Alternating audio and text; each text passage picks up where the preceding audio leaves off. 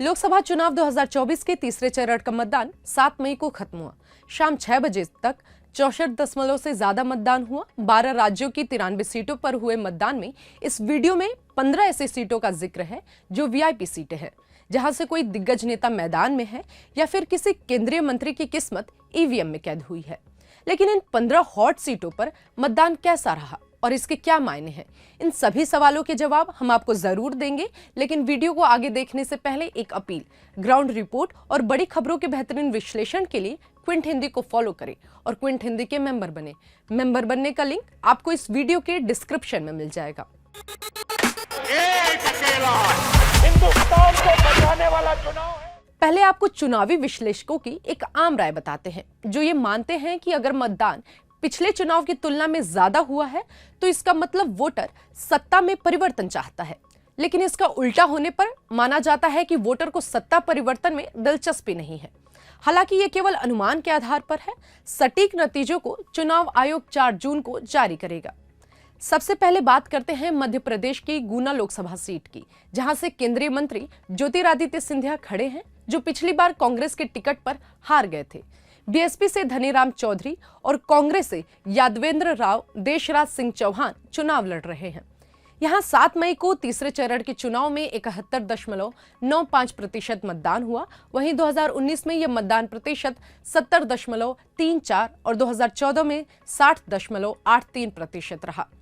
Agra seat पर voting percent 55.99% रहा, लेकिन 2019 में यह 59.12 और 2014 में यह 58.98% रहा। आपको बता दें कि उत्तर प्रदेश की आगरा लोकसभा सीट पर केंद्रीय मंत्री एसपी सिंह बघेल की प्रतिष्ठा दांव पर है। बघेल के खिलाफ बीएसपी ने पूजा अमरोही और एसपी ने सुरेंद्र चंद्र को खड़ा किया है। उत्तर गोवा सीट की अगर बात करें तो यहां मंगलवार 7 मई को वोटिंग परसेंट 76.54% रहा, जो पिछले 2 चुनाव के मुकाबले कम रहा। 2019 में उत्तर गोवा सीट पर 77.05% मतदान हुआ था और उससे भी अधिक 2014 में 78.89% मतदान हुआ था। इस सीट पर फिलहाल बीजेपी से केंद्रीय मंत्री श्रीपाद यसो नाइक चुनावी मैदान में है। उनके सामने बीएसपी के मिलन आर वायंगणकार और कांग्रेस के रमाकांत खलप की चुनौती है। गुजरात की पोरबंदर सीट, जहां पर केंद्रीय स्वास्थ्य मंत्री डॉक्टर मनसुख मंडाविया की प्रतिष्ठा दांव पर है, वहां वोटिंग प्रतिशत 51.79% रहा। 2019 में यह 57.21 और 2014 में 52.59% रहा। इस सीट पर कांग्रेस ने ललित वसोया और बीएसपी से एनपी राठौड़ को उतारा है। उत्तर प्रदेश की मैनपुरी लोकसभा सीट, जहां से अखिलेश यादव की पत्नी डिंपल यादव अपनी दावेदारी पेश कर रही हैं और बीजेपी ने जयवीर सिंह, बीएसपी ने शिव प्रसाद यादव को उतारा है, वहां वोटिंग खत्म होने तक 58.59% मतदान हुआ। 2019 में यह आंकड़ा 56.77% और 2014 में 60.45% था। मध्य प्रदेश की विदिशा लोकसभा सीट से पूर्व मुख्यमंत्री शिवराज सिंह चौहान चुनावी मैदान में है। उनके सामने कांग्रेस के प्रताप भानु शर्मा और बीएसपी के किशन लाल की चुनौती है। इस सीट पर 74.05% वोटिंग हुई। पिछले चुनाव में यह आंकड़ा कम था। 2019 में 71.83% और 2014 में 65.68% रहा। वहीं राज्य की राजगढ़ लोकसभा सीट पर 75.39% वोटिंग हुई, जहां 2019 में 74.42% और 2014 में 64.02% मतदान हुआ। इस सीट पर पूर्व मुख्यमंत्री दिग्विजय सिंह 33 साल बाद मैदान में हैं। उनके खिलाफ बीजेपी ने रोडमल नागर और बीएसपी ने डॉक्टर राजेंद्र सूर्यवंशी को प्रत्याशी बनाया है। महाराष्ट्र की बारामती लोकसभा सीट पर इस बार दिलचस्प मुकाबला है। एनसीपी से अजीत पवार की पत्नी सुनेत्रा पवार मैदान में है। वहीं उनकी ननद और शरद पवार की बेटी सुप्रिया सुले एनसीपी शरद चंद्र पवार के टिकट पर अपनी भाभी को चुनौती दे रही हैं। दिन खत्म होने तक यहां 56.07% मतदान हुआ, जो पिछले चुनाव के मुकाबले बेहद कम है। 2019 में इस सीट पर 61.82% और 2014 में 58.81% मतदान हुआ था। कर्नाटक की गुलबर्गा सीट पर 61.73% और हावेरी सीट पर 76.78% मतदान हुआ। गुलबर्गा सीट पर पिछले चुनाव में 61.18% और हावेरी में 74.21% मतदान हुआ था। गुलबर्गा सीट से कांग्रेस अध्यक्ष मल्लिकार्जुन खड़गे की प्रतिष्ठा दांव पर है। दरअसल कांग्रेस के टिकट पर यहां से खड़गे के दामाद राधाकृष्ण डोडामणि चुनाव लड़ रहे हैं।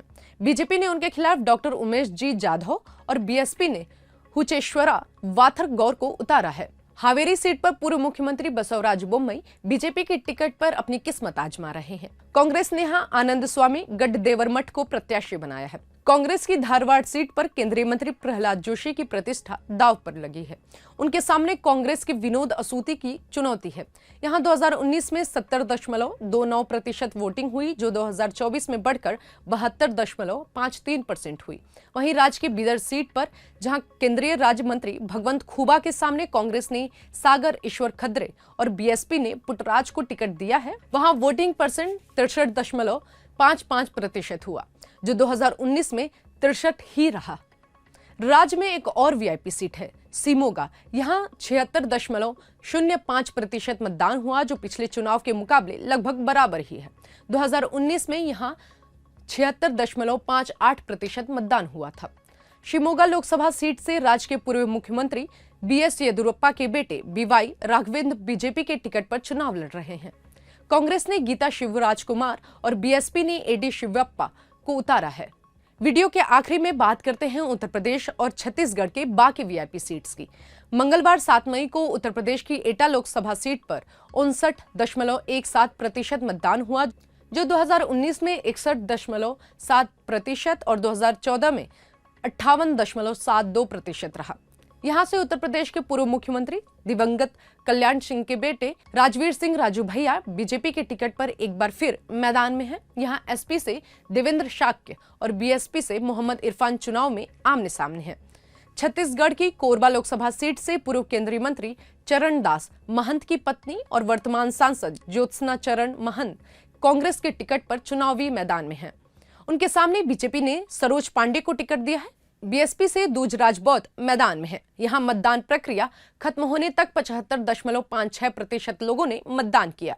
2019 में इस सीट पर वोटिंग परसेंट 75.38% और 2014 में 74.16% रहा। लोकसभा चुनाव से जुड़ी ऐसी ही तमाम खबरों पर अपनी नजर बनाए रखने के लिए देखते रहें क्विंट हिंदी।